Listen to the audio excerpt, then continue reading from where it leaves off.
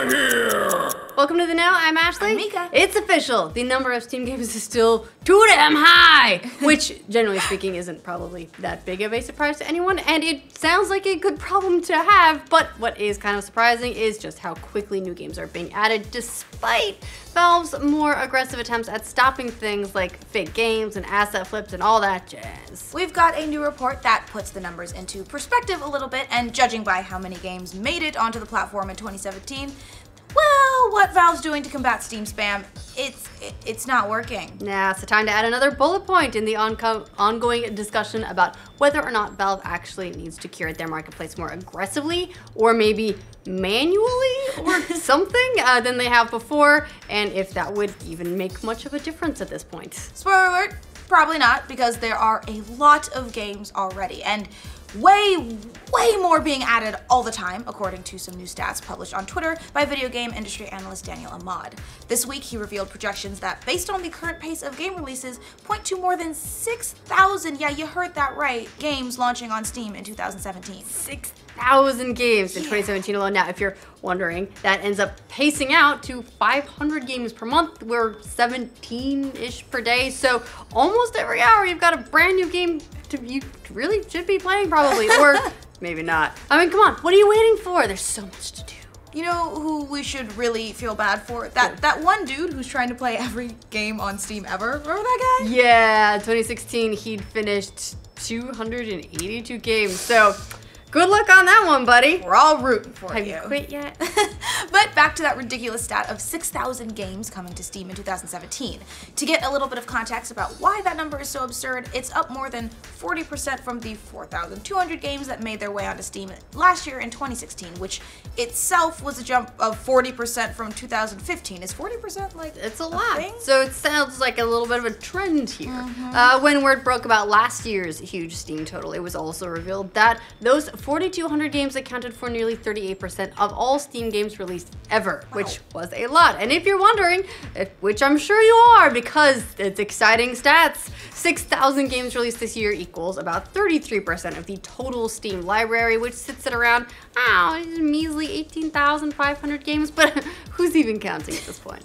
And this kind of astronomical growth in the amount of Steam games has been the case for a few years now. From 2010 to 2013, game releases hovered somewhere between 500 to 1,000 per year. Which even still sounds like a lot. That's like more than a game per day, almost 2.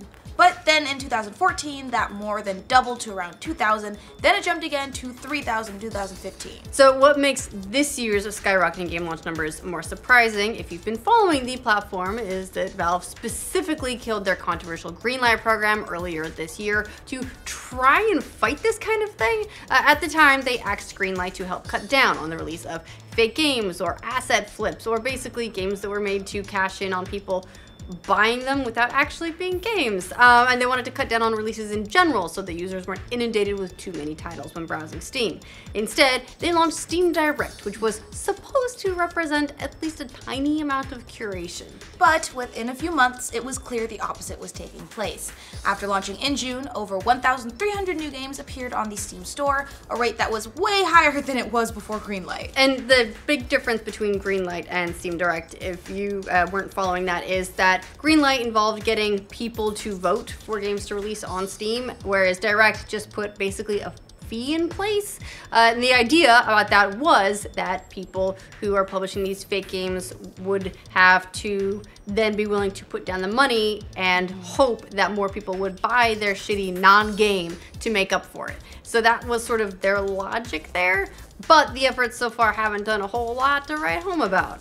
One of the big problems here is all those fake games and the sudden boom of fake games over the past few years, thanks to Steam cards, has been something that's really caused a lot of headaches for Valve. Just a few weeks back, there were reports about Silicon Echo Studios, one developer who allegedly profited off of the fake games model that got more than 200 of their games shut down by Valve in one fell swoop. That's a lot of games. It is, which was enough for the studio to announce 1 week later that, surprise, surprise, they were going to have to shut down. And everyone was really, really sad about that. The big question is, of course, why does this matter? Does it actually hurt people if there are more of these fake games and crap out there?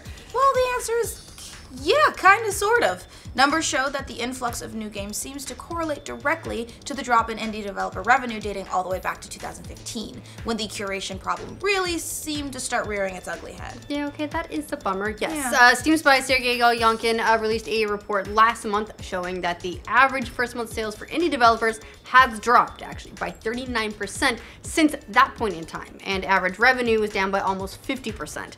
Look, there are a lot of caveats to that data, and we all know that correlation doesn't necessarily equal causation, but there seems to be some tie between the two.